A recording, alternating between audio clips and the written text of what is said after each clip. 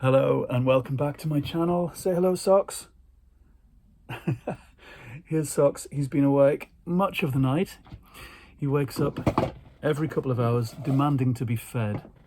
I don't know what's going on with him. Well, he's always like that really, but at the moment, because it's warm, he's being quite naughty, aren't you? Now today I thought, because it's the end of August, I would do a video all about the books of summer. It really is the end of summer now. This is the last weekend.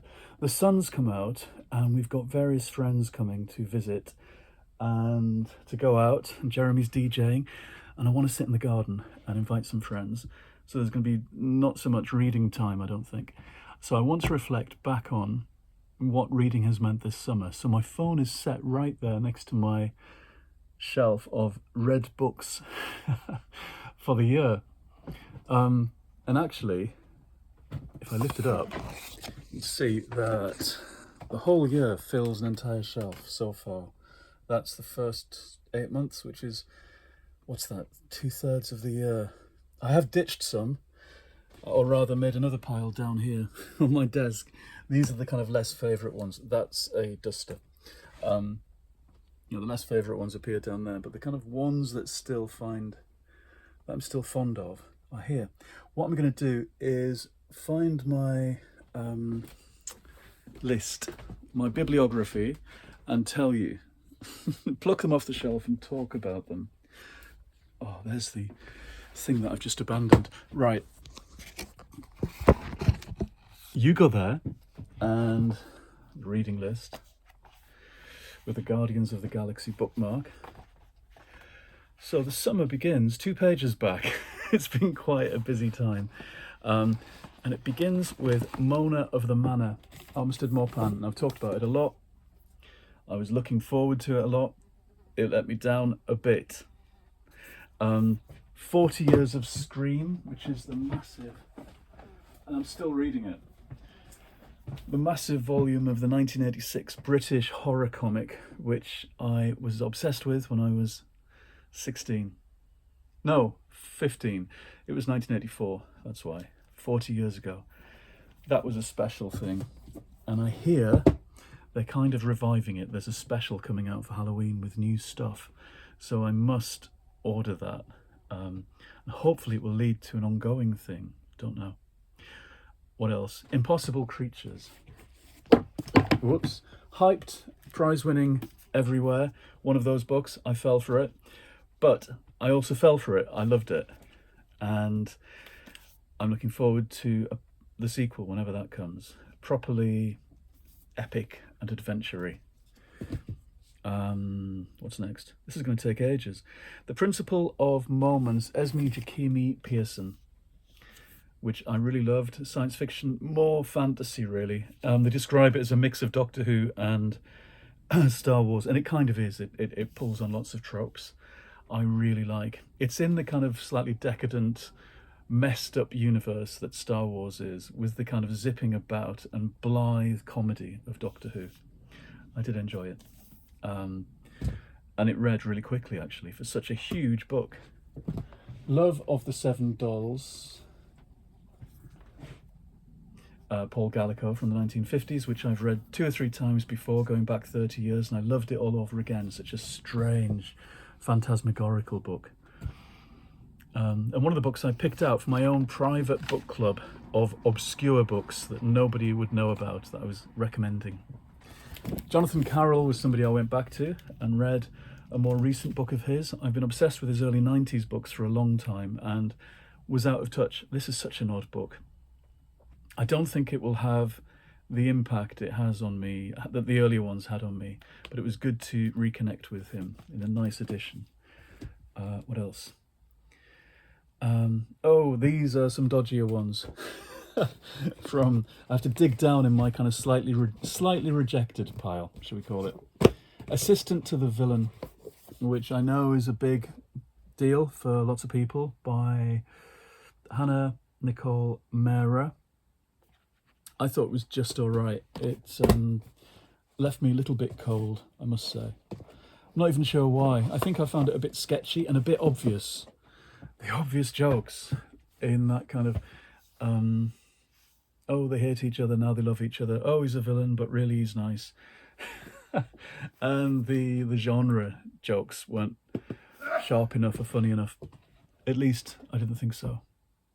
I reread Wild Mind by Natalie Goldberg, which is somewhere. I can't even see it. Oh, I think it's back on my favourite bookcase in the other room because it's an all-time favourite. And it's been a summer of reconnecting with Natalie Goldberg because she had a new book out this summer as well. So these 90s people, at least 90s in my reckoning, have come back this summer.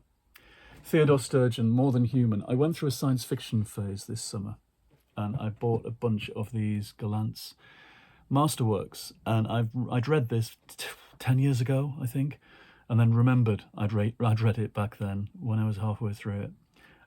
But it pays rereading. It's such a strange book, especially the middle bit, the best bit, when the Gestalt entity talks to itself. And so that was the end of June. These are, no, hang on.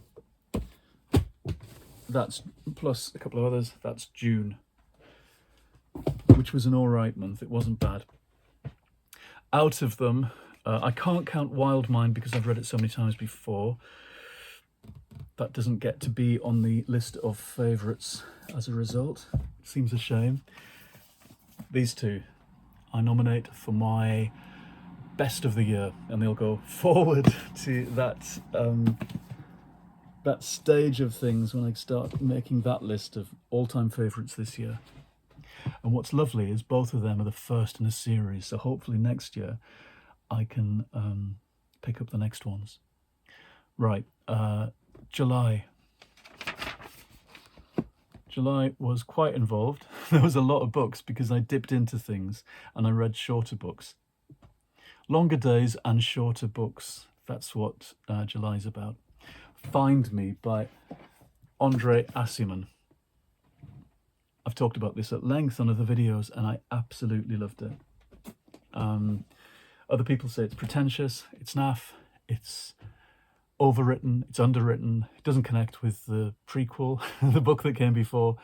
I don't care about any of that. I just loved it. I thought it was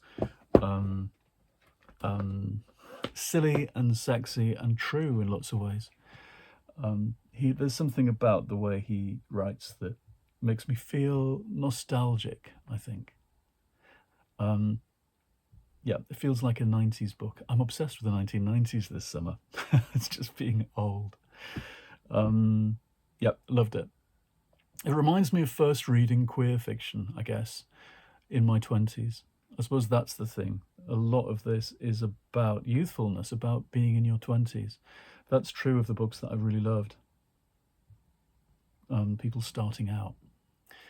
Okay, next was more science fiction. The Star's My Destination, Alfred Bester, which was weirdly modern and peculiar, and I loved it. But some of it left me a bit cold, but I loved certain chapters. Each chapter is very different. They're kind of episodes in the life of this quite horrible character who can zip about across the universe. There's a theme as well. People who can zip about across the cosmos or the world is a great theme of books that I've loved this summer. Squeeze, the pop music played by James Griffiths, was a rock biography by an old friend that I spent weeks reading, dipping into and making my way through. And it reminded me how much I love books about pop music. My Name is Why, Lem Sisse, which is the story of his being in care, becoming a poet. Okay, for the most part, and moving, heavily reliant on the reports from social services that he repeats verbatim in photocopied form in the tiniest of print. So even though it's quite a generously, proportioned book, you have to squint at these reports, which is all right at the beginning, but it relies heavily as it goes on. I get the feeling he's saving up his teenage years and his early manhood for a sequel, and so the book feels less generous as it goes on. And I feel kind of as if the book leaves us behind as we read on and on. The earlier parts, when he first is dumped by his foster family, are almost impossibly moving and sad. But as it goes on, it becomes less involving, I think, rather than more. What next? The Return of the Daleks. Another comic strip book. Reprints from the late 70s Doctor Who comic strips that I read way back when, just out again in a lavish paperback, beautifully restored, on thick shiny paper that smells. It smells a bit addictive. You can't read too much of it at once because you get high. Now, I dipped into Angela Carter's book of fairy tales, which is somewhere here. I got myself a new copy. I've been obsessing about fairy tales this summer. That's such a nice copy. Nicer than the ones I had from the 90s. So I treated myself to that as something to dip into. Oh, Helene Hanff. There's somebody else I revisited and reread. And her, now where is it? 84 Charing Cross Road and the Duchess of Bloomsbury Street were a happy reread for my local book club. And I just loved them more than ever, I think, especially the Duchess of Bloomsbury Street. I followed them up with Q's Legacy, one of her last books, which puts all of her books into context and tells the story of her whole life as a writer, which I still loved. I liked less than before. It's trying to do too much, I suppose, and it's fulfilling a kind of publishing quota. It's not as urgent as 84 Charing Cross Road, where you're just longing for the characters to eventually meet. Or in the Duchess of Bloomsbury Street, you're longing for her to enjoy London like we know that she has dreamed of. And we hope that she's going to be happy. We live on the edge with this slightly irascible literary lady. Yeah, I really like her books. Now, then there was a bunch of more science fiction and more kids' books. Hanging Out with Scifi by Francine Pascal, which is here. Francine Pascal died this summer. She did the Sweet Valley High books, lent her name to them, but this was one of her early books, a time travel adolescent story set in New York that is just fantastic, really touching, and a complete chance find of mine. In the summer, I've said this before, I like to read a bunch of kind of middle grade or children's books or teenage books to remind me of what it was like to get the reading bug on summer holidays when you were a kid. It puts me right back in that place. And there were so many books in that time that I missed all those years ago. And so I'm still catching up at the age of nearly 55. James Blish, A Life for the Stars, this lovely vintage copy of Jeremy's, fell into my hands. I liked some of it. I thought some of it was naff, boring. Poor James Blish. Some of it is not exciting, but it's kind of mind-spinning and interesting. I didn't like it as much as I thought I was going to. Jack Finney, though, Body Snatchers, another masterworks, was brilliant. And you can see how it's influenced almost all science fiction ever since the 1950s when it came out. Really, really good book. Sweet Home Alaska. Now here's a favourite for the year. And Carol Estby Dagg. This is, I've had this maybe 10 years waiting for me, maybe a bit less. It's a frontier story, a very self-consciously Little House on the Prairie type story about moving to Alaska in the 1940s. I loved it. Not printed, not published in this country at all. So Puffin should be doing that in this country, I think. What next? Batman Nightwalker by Mary Lou, a tie-in from Penguin. I've had a real Batman phase. This summer, which has culminated in me starting to watch Gotham, which I never watched before. I rewatched some of the movies, I've read comics, and this, which is a proper young adult novel, without a sequel yet. I hope there will be one. It's a kind of its own continuity in the Batman world, which is an unusual and exciting thing to do, I think. Now, skipping over some things that I dropped. X-Files and Terry Deary and a bit of Margaret Atwood. Ghost books. I also read the first in this series, The Game, Les Logan. My friend Rosie found me the first volume of this highly sought after spooky series for kids from the 1980s.